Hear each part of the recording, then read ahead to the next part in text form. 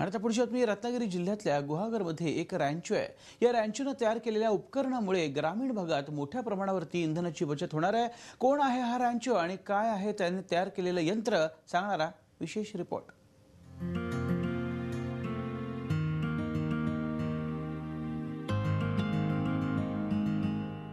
कसलाही इंधन खर्च न करता पाणी गरम करता आलं तर, हा प्रश्न प्रत्येकालाच पडतो।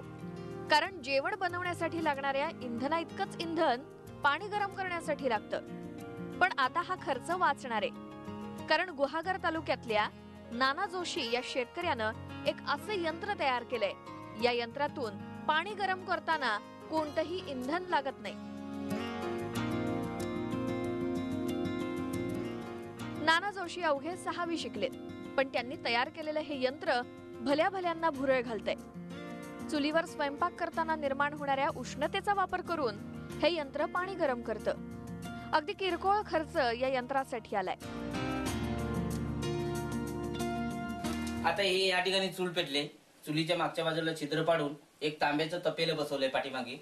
तांब्याच्या तपेल्याला त्याच्या खांद्यावर एक कनेक्शन दिलंय आणि तपेल्याच्या शेवटला बुडाला एक बाहेरचं कनेक्शन म्हणजे आउटलेट म्हणतात त्याला, ते तसं दिलंय।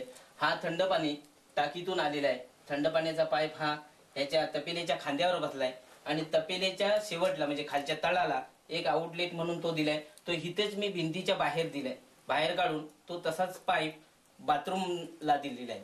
आणि इथून जो हा इंधन होतोय म्हणजे आग पेटलेली आहे, ह्याच इथं स्वयंपाक होतोय। स्वयंपाक होतानाच ही जी उष्णता लागते त्या उष्णतेने तो तपेला गरम झालेला आहे आणि ते पाणी आपोआप तिकडे आपल्याला बाथरूम मध्ये मिळतं।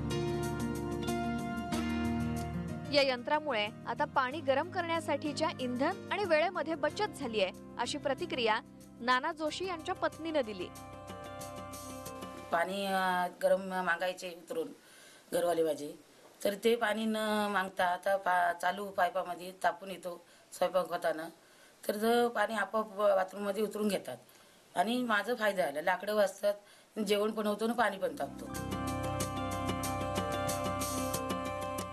हे यंत्र विकसित करण्यासाठी सर्वतोपरी मदत दिली जाईल असं आश्वासन जोशी यांना कृषी अधिकाऱ्यांनी दिले। ग्रामीण भागामध्ये एक छान प्रयोग या ठिकाणी झालेला आहे।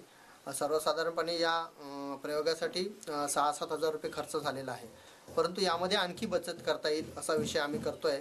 आणि 4-5 हजार रुपयामध्ये हे साधं सोपं तंत्रज्ञान की ज्यांच्याकडे सिलेंडर नाही, ज्यांच्याकडे बायोगॅस नाही, तर हा प्रयोग सर्वसामान्य गरीब कुटुंबापर्यंत कसा पोहोचवता येईल यासाठी पंचायत समितीच्या कृषी विभागामार्फत आम्ही प्रयत्न करणार आहोत।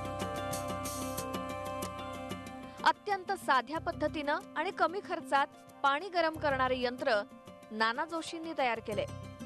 ग्रामीण भागात असे अनेक रॅन्चो आजही आहेत, पण त्यांना प्रोत्साहन देण्याची गरज आहे। लक्ष्मीकांत घोणसे पाटील, TV9 मराठी, गुहागर।